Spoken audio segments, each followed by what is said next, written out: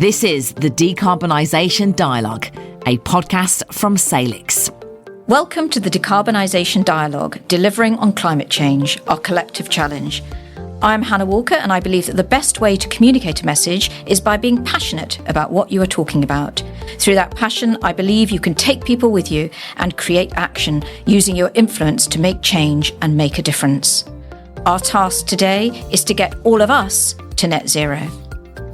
With me today, I've got Gareth Ellis, who's Energy and Environment Manager at Cranfield University. So thank you very much to Gareth for joining us. A huge amount of experience in sustainability and operations at the university. You oversee the management of carbon, energy and environment across the university estate. You've also been, I believe, a school governor, a football coach, and you live, I believe, in mid-Bedfordshire, and you're passionate about improving your local area.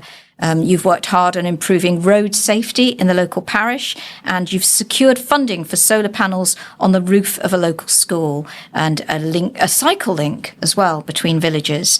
Cannot wait to hear all about that. So thank you very much to Gareth for your time today. Let's start, Gareth, by talking a little bit about your career and how you combine that and your work at Cranfield, which is extensive, with all of that community work too. Thank you. I started out originally as an agricultural engineer working in the agricultural industry, advising on mechanisation on farms. Because of where I was and because of the kind of farms I was working on, sort of fruit farms, horticultural farms and so on, energy was a big issue. So that's really how I got into the energy side of things, using my engineering kind of background and knowledge. I suppose the community angle to this maybe came more when I made my first move in my career kind of sideways to working for a charity that was promoting renewable energy. So having developed a kind of expertise on wind turbines and to a lesser extent solar in my kind of agricultural sort of area of work, I went to work for a national charity, National Energy Foundation, promoting renewable energy. And that really did focus on working with local communities, working with schools, and sort of general awareness raising, but also working on specific projects. And I think it was at that stage, and also with children growing up, that I became more involved with, standing on the local parish council, actually standing as, I was elected as a Green district councillor for a couple of years before they closed the district council down. And so I got involved in alongside my work. I suppose one bled into the other, put it that way. And so today you're very much involved in the decarbonisation of the Cranfield University estate. And in fact, I know you've been working with my colleagues in Salix on various schemes, including, I believe, the public sector decarbonisation scheme. Generally, on the climate front, we're looking at massive challenges as we face climate change. We're looking at inequality, pandemics, resource pressures, and indeed the very threat to humanity. Your view, are we doing enough now on the climate change agenda, or have people given up? Oh, I don't think people have given up, and I think we could always do a lot more. The situation is much more positive now than it was when I first got involved with the community energy side of things, maybe 20 years ago. I think then it was much more a kind of small scale kind of approach. But now there's a lot more interest from the general public. There's a lot more support from government.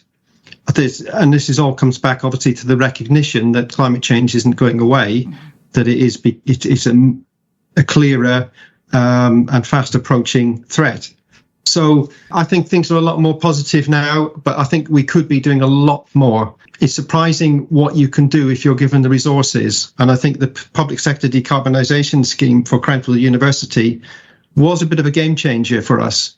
We had done a lot of work, between 2010 and 2020. We did a surprising amount of work using loans and kind of internal revolving funds to make lots of energy savings. But the grant scheme, the public sector decarbonisation grant scheme, really enabled us to make the kind of shift that we need to make to get onto that decarbonisation path. And by shift, what I mean by that is basically all our heating here was very largely using gas boilers. And now through the public decarbonisation scheme, we've managed to get rid of the vast majority of those. And we're on a path to electrifying our heating systems. And we've got a strategy on how we will make sure that electricity that's going to drive our heating systems is both affordable and also zero carbon. And indeed, at Cranfield, you are committed to those net zero carbon, reducing those net zero carbon emissions. I think you've got a 2030 deadline reducing emissions by thousands of tonnes a year, following that investment that you've spoken about and energy saving measures. So the university has invested significantly and in renewable energy, as you say, since 2010 at least. But what does that actually mean for the site? And what does it mean for the students, the community around you? And what does it mean for the future of the university? Well, it has impacts in all sorts of ways. Of course, Cranfield University is a very technology-orientated university. So a number of students who come here are either studying the environment or they're studying engineering or energy as part of their postgraduate studies. So there's a huge overlap sometimes with what they're studying or even researching and what we're trying to do. I could cite quite a number of examples where we've done work with our postgraduate students, either doing PhDs or MSc theses, where they've been working on projects which actually harness some of the work that we've done, but also give us feedback and give us an input and an insight into what we might want to be thinking about doing next. It has other benefits. In terms of the local community, I'm not sure. Certainly, we have to make sure that we are working with the local community and they're aware of what we're doing, because the first solar farm we put in was right next to the village. We've got a large village, Cranfield Village, the other side of our airfield, and that's where we sited the solar farm. So we had to work closely with the parish council to make sure they were comfortable with the way we were putting that solar farm in, for example.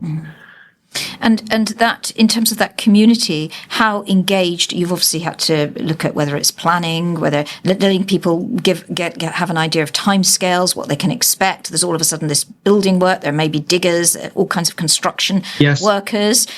So you're obviously communicating with that local community. But how do you communicate that message? Because presumably you're not just saying we've got workmen here on this date. You're explaining to people why you're doing this, why it's important, why it's better for the environment? Oh, yes. I mean, that is obviously the right approach. And it is, in a sense, what the university does anyway. We obviously work closely with the local community in other areas as well. Well, we've got a working airfield, so the community is always very sensitive to what we might be doing on that airfield.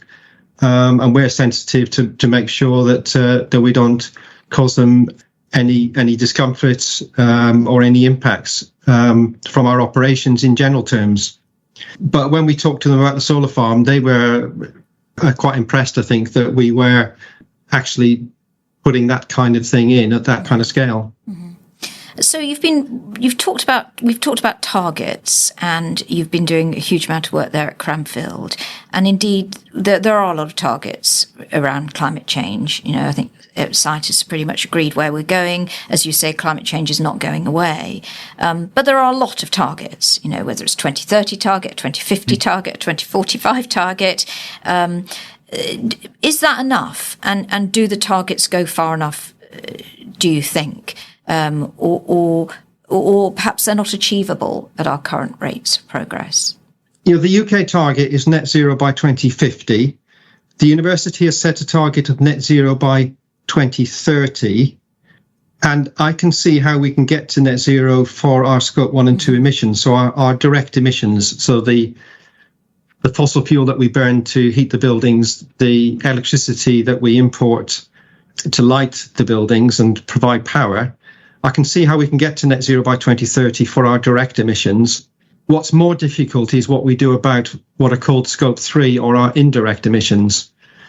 And I think that's probably is too much. We can do a lot, reduce our scope 3 emissions by influencing our suppliers, by influencing our staff and students in the way that perhaps they commute to the campus or they do their business. So there's a lot we can do with scope 3 emissions, but I think scope 3 emissions won't truly go away until the whole country is net zero, if you like. Mm-hmm. That is interesting, and thank you for explaining that, because I never assume knowledge, and we have to kind of make it as simple as possible also for our listeners. But you're on target for scope 1 and 2, you think? You're very positive because you can control that, and presumably you've got a timescale, and you're obviously always hoping for more funding, and a kind of smooth scale of funding as well. But it's those scope 3 emissions that you are going to struggle with. Those are the ones that you can't directly impact. I don't think we'll be the only ones saying that. And I think the only way that you can address it is by using this term net and talking about offsets. But then it becomes a bit difficult because carbon offsetting has got a bad name in the press, in the media. And you have to be very careful, I think, about how you address offsetting. And I would say that we're still investigating that, and we've not arrived at what the solution might be to truly talk in terms of net zero by 2030. So I suppose what I'm saying is we're pretty much, or I can see how we can get to zero carbon, never mind net, zero carbon by 2030 for our direct emissions. What's much more difficult is how do we get to net zero for the scope 3 emissions by 2030. And as you say, that is everybody else. We've all got to be doing it all at the same time. So, and that would take me back to your students. So you're at it's a real hub of creativity and innovation, and I mean, Cranfield, fantastic technology and all of that. And you've spoken about the research that students are doing. But what other kind of green initiatives, if you like, are happening at the university? And how do you think generally we can engage those young people in this climate crisis conversation? And we'll call it a climate crisis, shall we? It's on our news every day. But how are you bringing people into that? Almost the raison d'etre for Cranfield being here is the aeronautical work that goes on. It isn't the only technological subject that is taught here, but it is fundamental. Cranfield grew up as a College of Aeronautical Engineering after the Second World War, and then developed into a broader technological college and university, and also has a business school. But aeronautical engineering is still fundamental to what Cranfield does. And of course, that is very much focused on the future of aeronautics and aerospace, and how is that going to become sustainable. So there are a lot of students coming here because they want to obviously keep abreast of the latest developments and the latest teaching in the subject area. But that subject area is very much focused on sustainability. And for example, with aeronautics, looking at things like hydrogen-fueled aircraft, the design of aircraft to make them much more efficient, and to make them fit for purpose for, let's say, that 2050 horizon in terms of when we get to truly net zero across the country. Tell me a little bit more about that research that's happening in terms of, as you say, aeronautics. You've got those huge hangars there at Cranfield, electrification of our flight. We look up in the skies, and we're all doing our best down here in terms of trying to reduce our carbon emissions, but we obviously look up in the sky and above us, we've got the planes flying overhead. So are you able to tell me a little bit about that research going on for the flight travel? Well, we're talking about changing behaviours. We're all flying all over the world all of the time. So what are you going to do about it, Cranfield?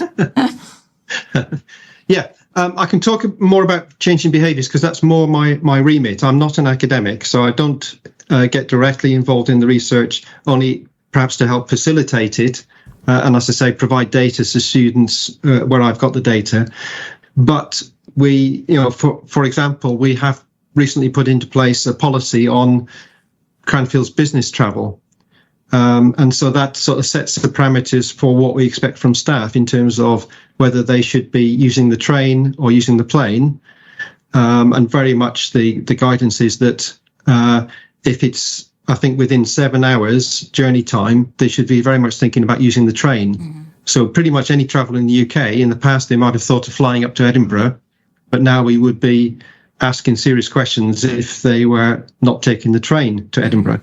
So in terms of behaviour change, we've talked about this, but now we're actually putting policies in place, which is actually pushing the the staff in particular to follow a change in their behaviour, if you like, to meet what is the requirement in terms of sustainability going forwards.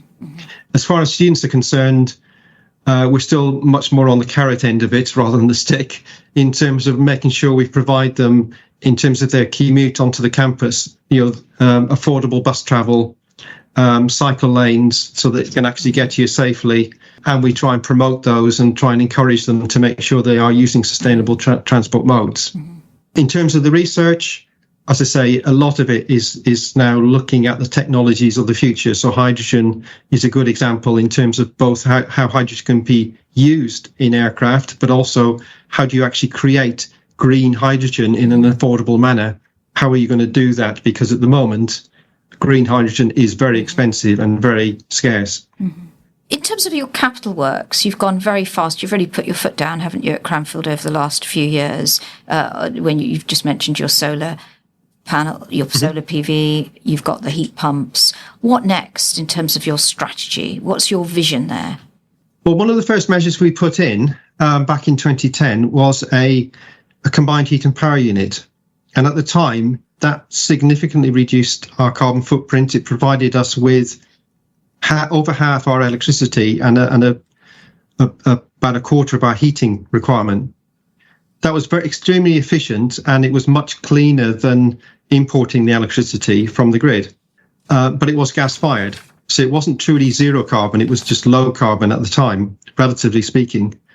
Now that the grid has become cleaner because of the coal power stations that were there in 2010 are now no longer, and now we've got wind farms predominating on the grid. The grid, although not zero carbon yet, is much cleaner than our combined heat and power unit. So fortunately, it's already becoming end of life, so we will cease to use it in the next year or so. But we need to replace it. We need to replace it with a source of clean electricity. The grid isn't there yet. Our solar farms are not big enough. Our solar farms give us about 15% of our electricity, so we need something much bigger to fill the gap.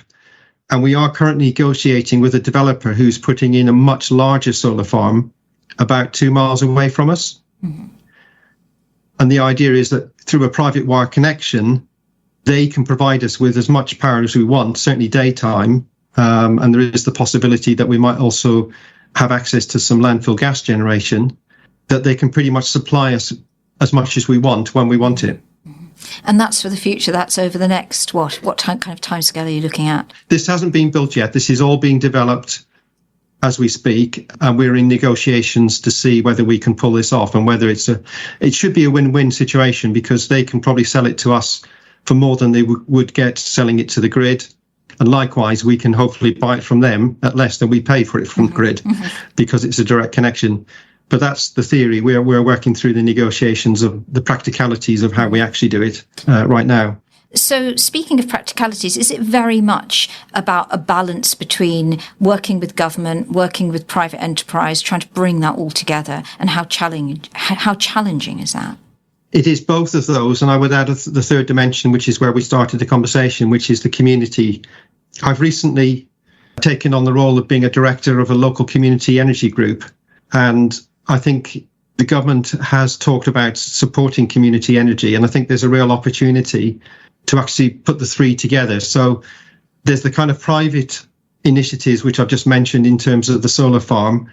There's the government initiatives in terms of the kind of grant support that we've had through the public sector decarbonisation scheme.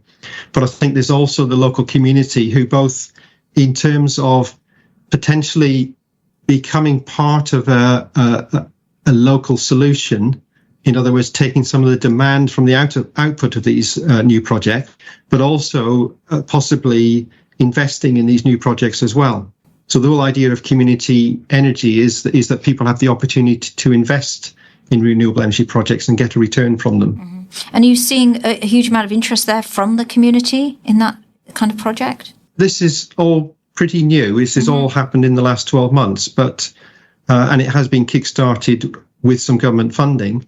But yes, there's a tremendous interest from the community in potential projects, and the local authority is behind it as well. So I think, I'm hopeful that we'll see a little bit more direction from the government, and that this will open this up as quite a big factor in the way that renewables are deployed, certainly in this part of the country where you need to get the community on side.